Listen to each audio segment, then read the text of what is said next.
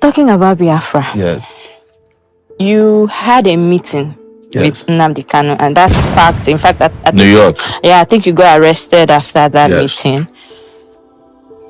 People would say, you people are not fighting the same cause. You are fighting to be the president of the country. Yes. He is fighting to divide the country. Yes. People would say, why would you be seen in such a meeting? Would you like to clear that See, anybody that lacks any sense of consciousness would ignore social movements. That is the problem with Nigerian leadership. You cannot have a country in which there are 251 tribes or languages, and one big section says, we are not satisfied with here, and you don't talk to them, you don't understand them. Then you are not a leader of that country. The reason I met him was to understand first what his struggle was about, which I knew already. And secondly, to also advise him on the way that I think we could all work together. And thirdly, to send a message to the Nigerian people that we can work through our differences, even at these levels. And I was surprised that, contrary to what some people are saying, he did not want Nigeria to break up. He wanted a Nigeria where the Igbo man can survive. But for an Igbo man to survive in Nigeria, as it is currently put together, Nigeria must break. Wait, the meeting you had with Nnamdi Kanu. Yes. You are telling us now that Nnamdi Kanu, from what you understand from the meeting with him, he does not want Nigeria to break, to divide. No, he said clearly that it is too late for Nigeria to come together. But he gave his conditions. We live streamed the meeting now. It's online. Okay. And part of it was live streamed. Some of them were private. But he said that he feels that if Nigeria were to respect certain protocols, including a referendum inserted in the constitution, and he still says it even now in court, that if he's released, he will go back and end the bloodshedding is in that part, and that a conversation can. He says that in every court appearance, that he's being held is not helping the opportunity to have a conversation about whatever it is, the unity you are begging for. But you see, Nigeria has a problem, and I've always said Nigeria has an Igbo problem. And I'm not saying it to please people who are known as Igbos. But the moment they decided to take the action they took in 1967 to 1970, the war, Nigeria, having won that war in their eyes, never forgave the Igbos. That is the reality. And if I were to be president of Nigeria today, the first thing I would do is to head to the Southeast and apologize to them for the war. Part of it is that I'd never participated in it, and I cannot continue to fight a war that I did not engage in. And then ask them, what do we want? So are you saying that the federal government has, even before successive governments, they've always had this anger against the Igbos? There is a secret memo, I don't know where it is located, in government, that whenever we want to take charge in this country, be careful of the Igbo. Don't give them position. Don't give them opportunity. Otherwise, they will overrun. It's a well-known fact. Even our parents, tell us, Igbo. You understand?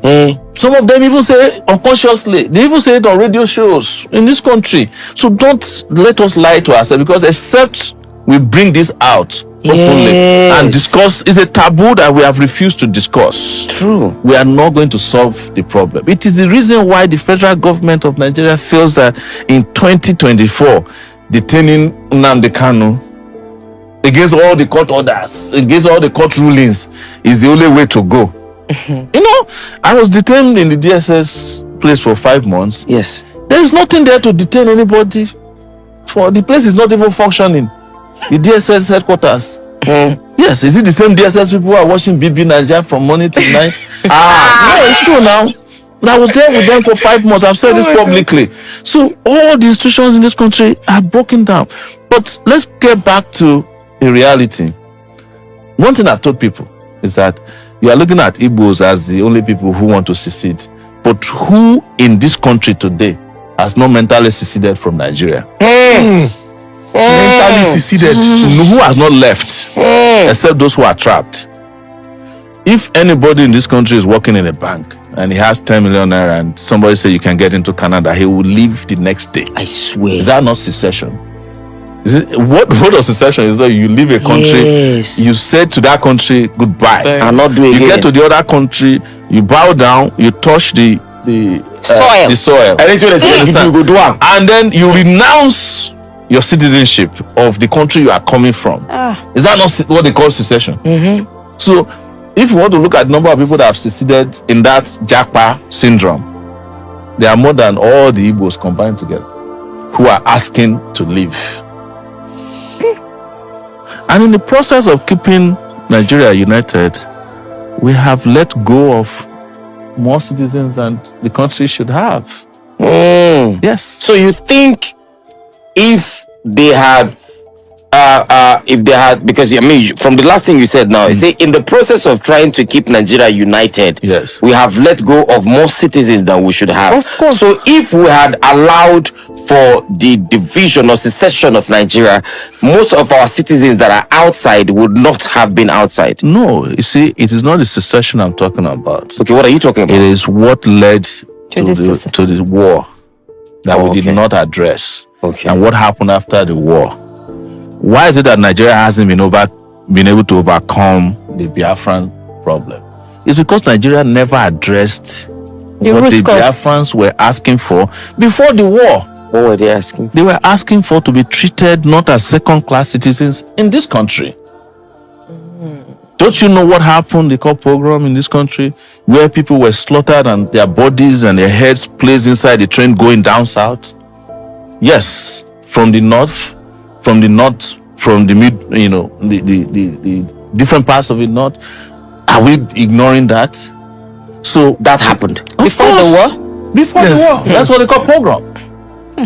People who were settled, doing well, they were slaughtering them and sending their bodies and their heads inside calabash and sending on trains that was heading east. Were they Easterners? They were Easterners. Yes, why are you asking me? It's there in, go and Google it now.